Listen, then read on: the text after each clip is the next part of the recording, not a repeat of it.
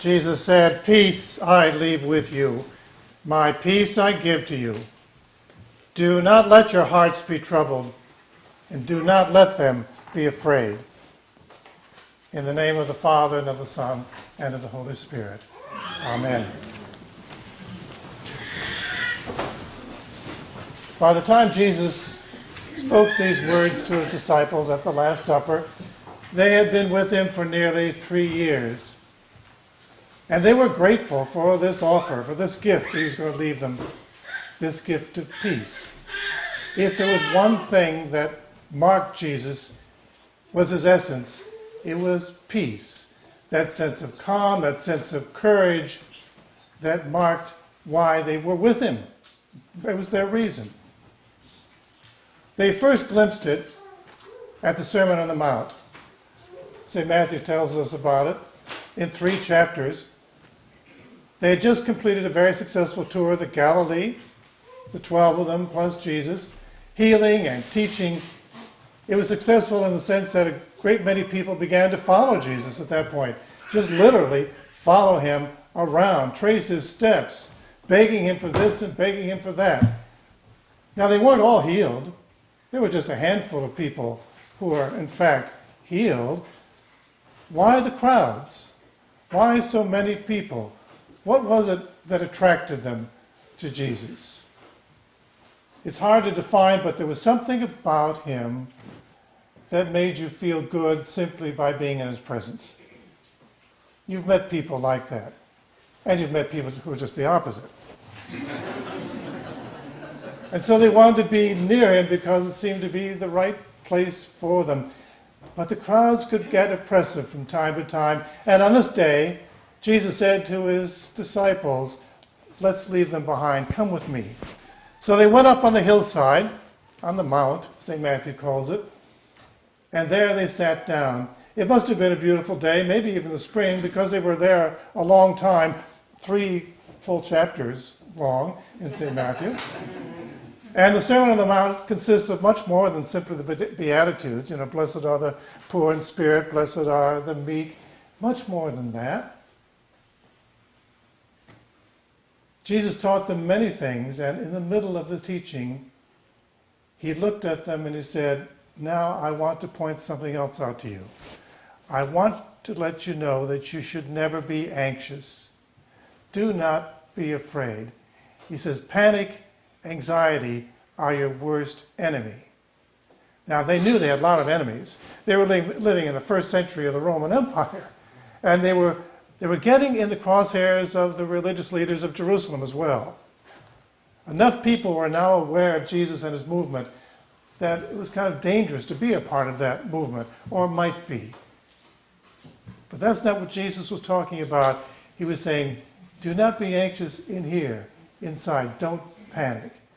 And then he pointed to the meadow at the bottom of the hill of the mount of the sermon, and he said to them, "Consider the lilies, how they spin not, nor do they toil.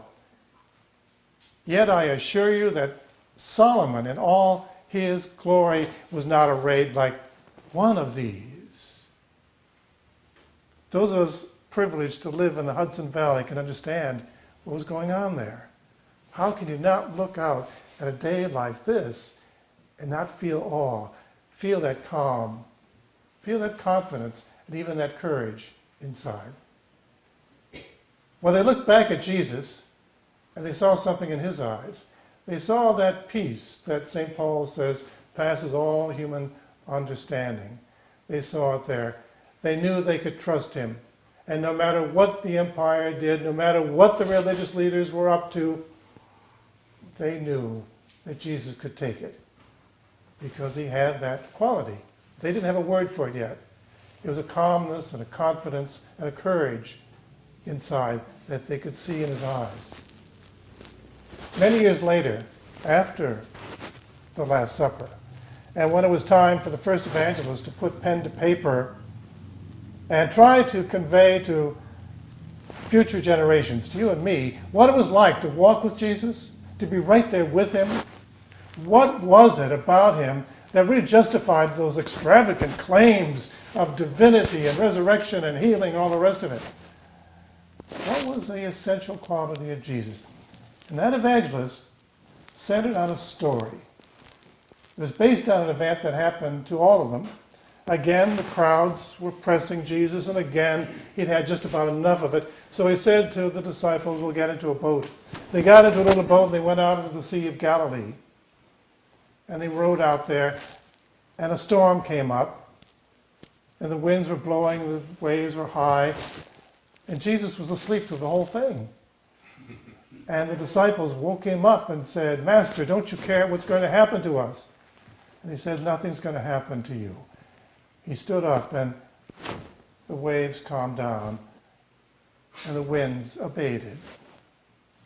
Well, we will never know from this distance what the meteorological event was that went on the Sea of Galilee, but the evangelist isn't concerned with those details anyway. He's talking about something else. He's talking about the storm that was raging inside the disciples, the fear, that anxiety that was welling up in them and threatened to undercut all that they had done and would do. Their worst enemy was panic. And the evangelist wanted to convey to us on paper that Jesus was the one who could bestow quiet on that inner panic. And he used the story of the Sea of Galilee as a metaphor. He wasn't the first to do this. The sea, water, as a metaphor of the inner life goes back at least to Homer. We know that desert people, of course, valued water, and it was precious to them, as is the inner life of the soul. But it was more than that. They saw the sea with all its population of strange creatures down there, dream-like creatures. They saw all that as symbolic of what goes on inside of us. They knew it could be very calm on top and be very stormy underneath, and vice versa. And they knew the deeper you went, the more dangerous it was. They knew all of these things and used that imagery of the sea to talk about the inner life.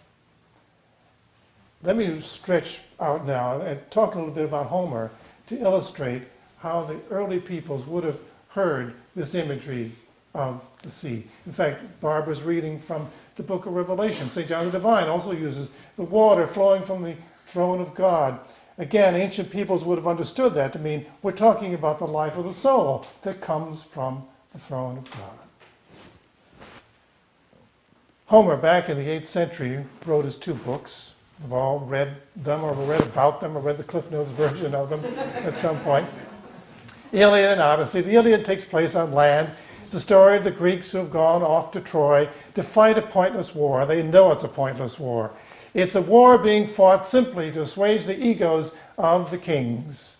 The kings have been insulted. You know, the beauty of Helen and the awarding of the prize to the wrong goddess, and everything went haywire.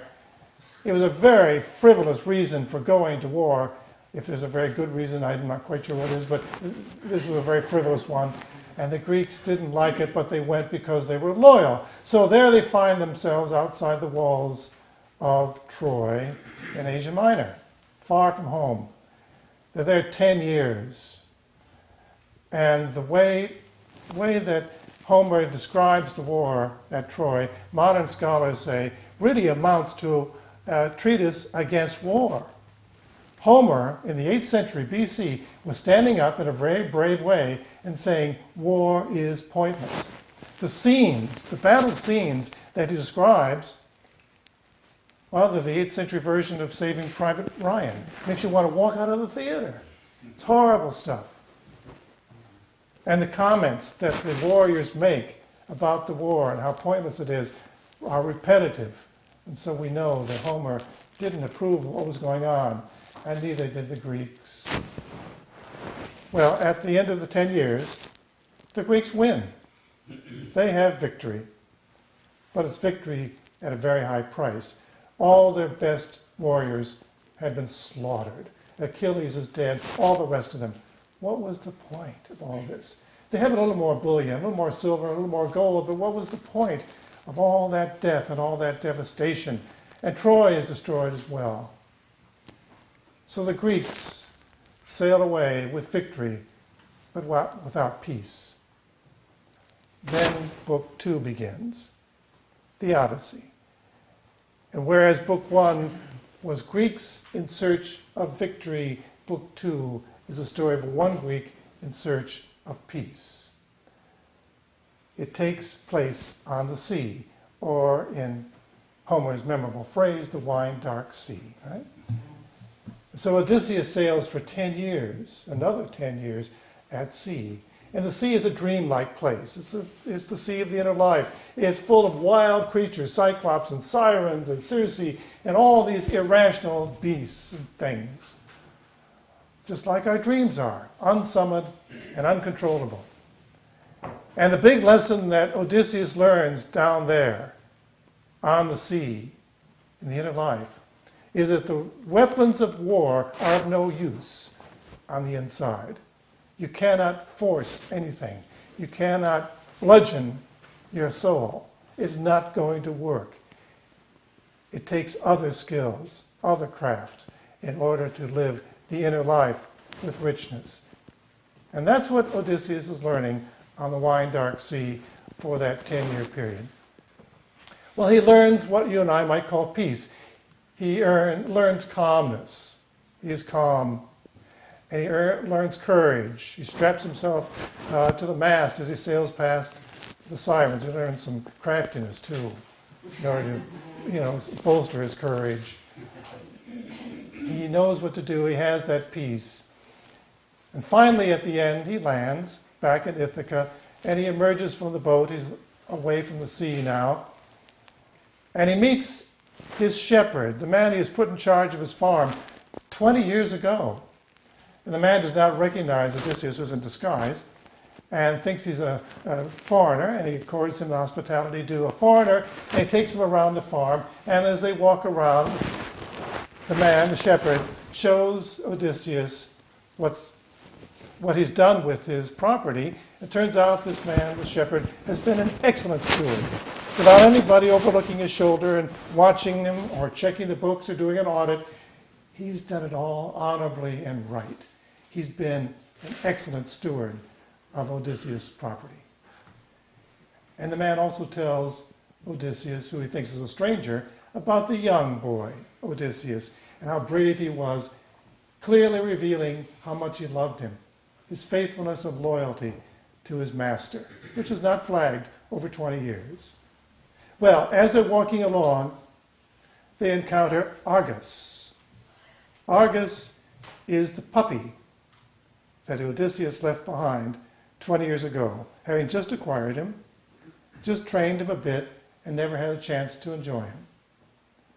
And Argus recognizes his master, very old dog now, 20 years plus, recognizes his master. And I want to give you the words of Homer in the translation of Robert Fagles. But the moment Argus sensed Odysseus standing by, he thumped his tail, nuzzling low, and his ears dropped, though he had no strength left to drag himself an inch toward his master. Odysseus glanced to the side and flicked away a tear. With that, he, Odysseus, entered the well-constructed palace, strode through the halls, and joined the proud suitors.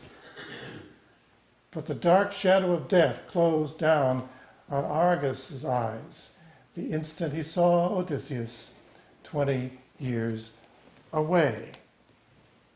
I suspect it wasn't only Odysseus who shed a tear at reading that the first time. What Homer is doing is showing us that peace is not something that we can acquire.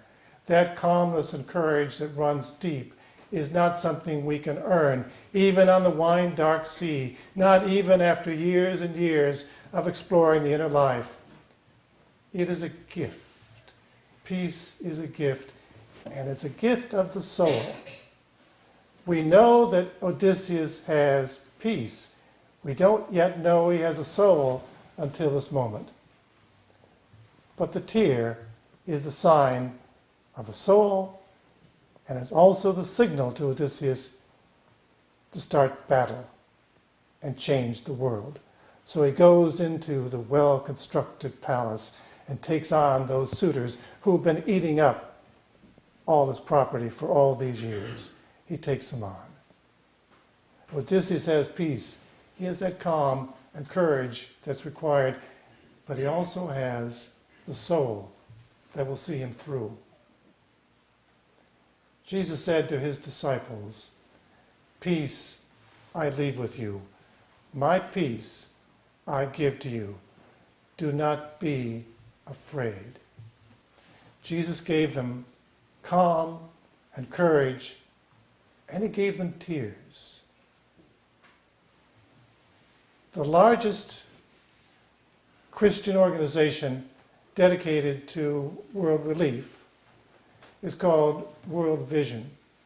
It was started many years ago by a man with a movie camera, an American who went off to other parts of the world, visiting as many pockets of poverty as he could and taking film. And he brought the film back to raise money and to ask people to do something never been asked for before. He said, "Why don't you adopt some of these children you see in the movie, or children like them, hungry children, children who are ill and desperate?" And so started World Vision. This man coined a phrase which has become the motto and indeed the guiding principle of World Vision. You've heard it. It's familiar, but it's worth being reminded of. The phrase is, "Let my heart be broken with the things that break the heart of God." Tears are the sign that we possess a soul, and they're also the signal to get out there and change the world. Let my heart be broken by the things that break the heart of God. For Jesus said, "Peace I leave with you. My peace I give to you. Do not be afraid."